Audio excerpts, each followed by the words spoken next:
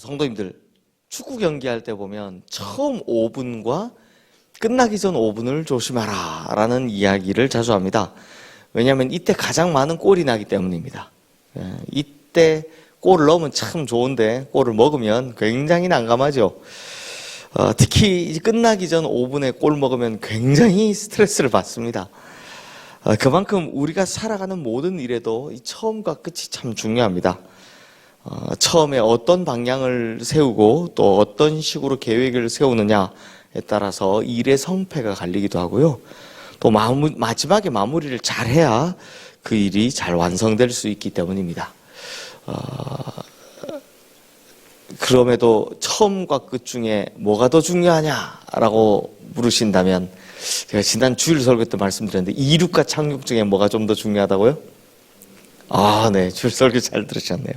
착륙이 좀 더 중요합니다. 이건 영적인 세계에서도 마찬가지입니다. 오늘 본문의 이 느헤미야가 이제 진짜 성벽 재건 공사가 거의 다 끝이 납니다.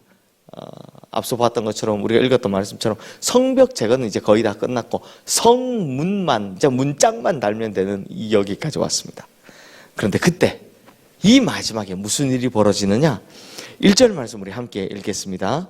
산발락과 도비야와 아라비아 사람 게셈과 그 나머지 우리의 원수들이 내가 성벽을 건축하여 허물어진 틈을 남기지 아니었다 함을 들었는데 그때는 내가 아직 성문에 문짝을 달지 못한 때였더라. 자, 요때 산발락과 도비야와 아라비아 사람 게셈 마지막 총공세를 펼치는 겁니다. 그러니까 끝이 되어 갈수록 악한 세력은 더 세게 방해를 하는 겁니다. 오늘 우리가 읽었던 이 본문 말씀 느헤미야 6장이 이제 마지막 총공세를 하는 장면이 나오는 겁니다.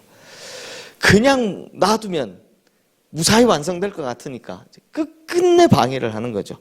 그래서 이 느헤미야 6장에는 3가지 정도의 공격이 이제 나오는 장면입니다. 먼저 그 3가지 공격의 첫 번째 2절 말씀 우리 함께 읽겠습니다. 산발락과 게셈이 내게 사람을 보내어 이르기를 오라 우리가 오노 평지 한 촌에서 서로 만나자 하니 실상은 나를 해하고자 함이었더라.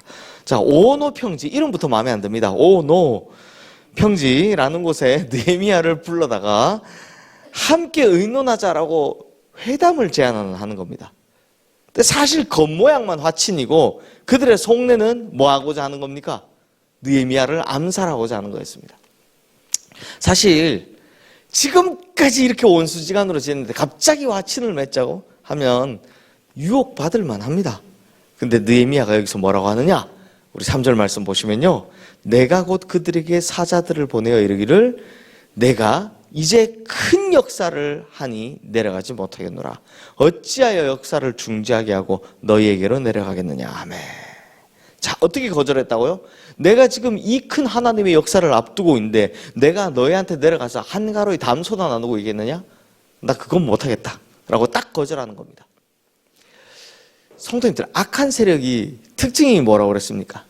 질기다. 하여튼 질기다. 이 한 번 거절했다고 그칠 리가 아닙니다.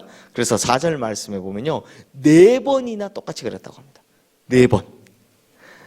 이거 제가 그냥 왜 이랬을까 생각해 보면 나중에 뭔가 이렇게 갈등이 생기거나 전쟁이 일어나거나 하면 우리가 화친을 제안했는데 느헤미야가 4번이나 거절했잖아 라는 명분 쌓기용이 아니었을까 생각을 해봅니다. 이제 4번을 했는데도 안 되니까 그 다음 어떻게 합니까? 작전을 바꿉니다. 우리 5절 말씀 함께 읽겠습니다.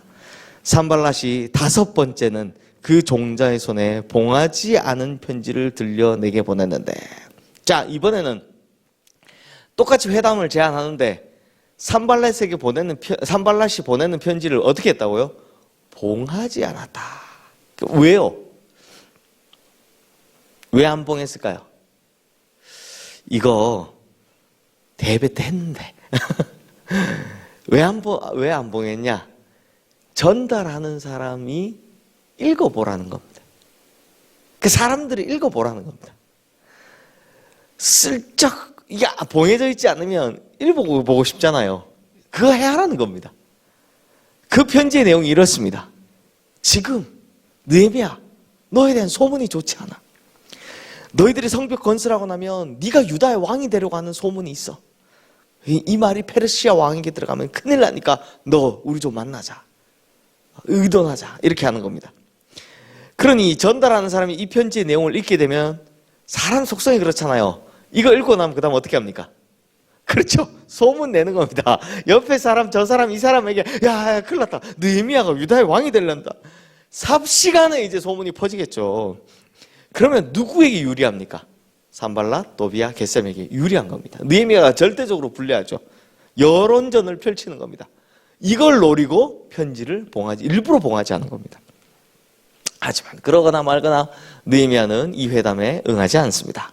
결국 2번에 걸친 이 악한 세력의 악한 계획, 그러니까 실상은 5번이죠. 종류만 2종류고 이 모든 계획들이 이제 수포로 돌아가게 됩니다. 그러자 마지막 3번째 비장의 카드를 꺼냅니다. 성도님들, 지금까지의 2번의 공격은 다 평화회담 제의였잖아요. 그렇죠? 실상은 5번이고 종류만 2가지. 다 평화회담을 제안한 거였잖아요. 다 밖에서 어떻게 해보려고 했던 겁니다. 근데 제가 어제도 말씀드렸지만 문제는 밖에서 생긴 문제가 무섭습니까? 안에서 생긴 문제가 무섭습니까? 안에서. 그래서 이번에는 안 되니까 내부의 첩자를 활용합니다. 10절 말씀 우리 함께 읽겠습니다. 이후에 무헤다벨의 손자 돌라의 아들 스마야가 두문불출하기로 내가 그 집에 가니 그가 이르기를 그들이 너를 죽이러 올 터이니 우리가 하나님의 전으로 가서 외소 안에 머물고 그 문을 닫자. 저들이 반드시 밤에 와서 너를 죽이리라 하기로.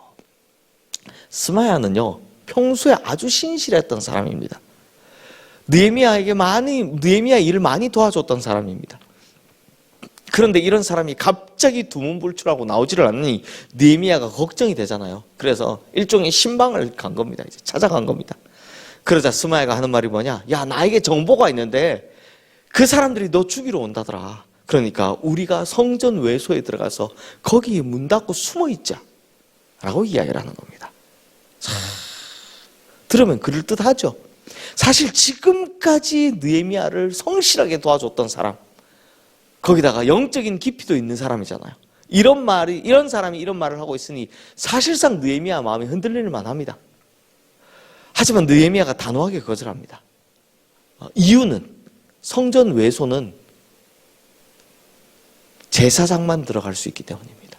율법이, 하나님의 말씀이 금하고 있기 때문입니다. 그러니 나 같은 사람이 어떻게 성전 외소에 들어갑니까?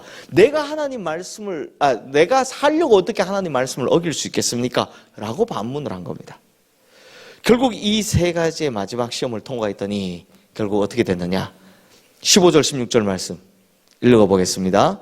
성벽 역사가 52일 만인 엘루럴 25일에 끝나매 우리의 모든 대적과 주위에 있는 이방 족속들이 이를 듣고 다 두려워하여 크게 낙담하였으니 그들이 우리 하나님께서 이 역사를 이루신 것을 알미니라. 어떻게 됐다고요? 52일 만에 성벽 재건 공사가 완성되었다.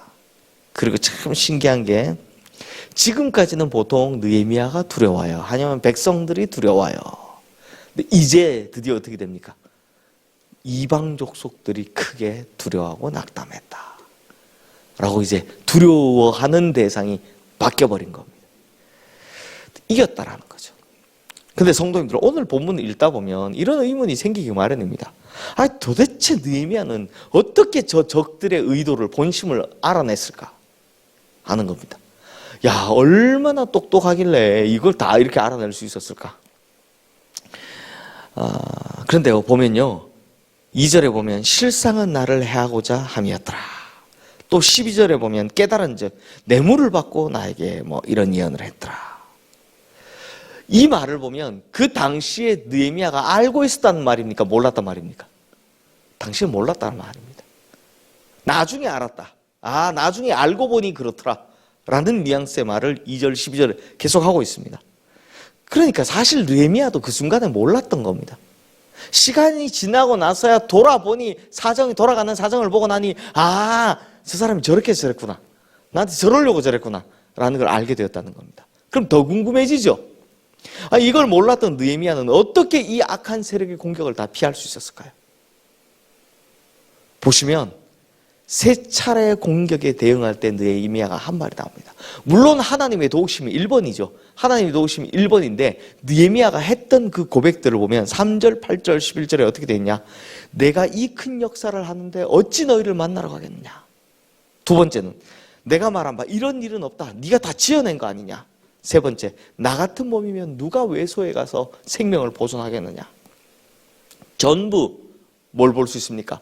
하나님 주신 사역에만 집중하고 있는 느헤미야의 모습과 또 하나는 하나님 말씀에 위배되는 건 절대 하지 않으려는 느헤미야의 모습이 보입니다. 뭐가 보였다고요? 그냥 하나님 주신 지금 딴 데 눈 안 돌리고 하나님 주신 이 사명에만 신경 쓰는 느헤미야의 모습과 그리고 하나님 말씀에 절대 위배되는 일을 하지 않으려고 하는 느헤미야의 모습이 보입니다. 그러니까 하나님 주신 말씀대로 하나님 주신 사명대로만 움직였더니 사단의 모든 공격을 다 피하게 해주셨다는 겁니다. 자, 이게 오늘 중요합니다. 성도님들, 언제나 사단은요 틈을 노립니다. 틈만 있으면 들어옵니다. 밀고 들어옵니다. 그런데 틈을 주지 않으니까 어떻게 공격을 하겠습니까? 못 들어오는 거죠. 그 틈을 주지 않으려면 어떻게 해야 된다? 결국 하나님의 말씀대로 사는 것, 하나님의 사명대로 사는 것밖에 없습니다. 그러므로 우리 성도님들, 하나님의 말씀대로, 하나님 주신 사명대로 철저하게 생각하고 철저하게 이것에 맞춰 움직여서 사단의 모든 공격을 피하고 하나님의 보호하심을 받으시는 우리 모든 성도님들 되시기를 주님의 이름으로 축원합니다. 그래서 우리 성도님들, 이걸 신약에 오면 이런 표현을 쓰는 겁니다. 깨어있으라. 깨어있는 성도가 되셔서 달콤한 말이 아닌 하나님의 말씀에 집중하고 눈에 보이는 결과가 아닌 하나님 주신 사명에 집중해서 거기에 모든 걸 걸고 살아가서 반드시 사단의 공격은 이겨내시고 하나님의 역사는 이루어내시는 우리 모든 성도님들 되시기를 주님의 이름으로 축원합니다. 이 시간 오늘 주신 말씀 기억하며 우리 함께 기도하겠습니다.